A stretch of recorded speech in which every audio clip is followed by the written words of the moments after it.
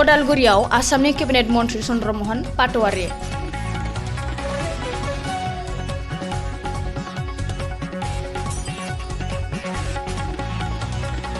अदालगुरिनि गोबां बिथांखि नायदिंदों मन्त्री चन्द्रमोहन पाटवारिया।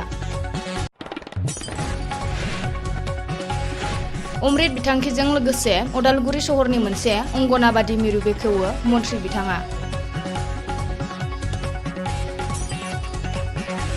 मिरुनि गथ'साफोरजोंबो रायज्लायो मन्त्री पाटवारिया। मन्त्री आफादाव बिबान मोननायनि सायावबो बुंदों।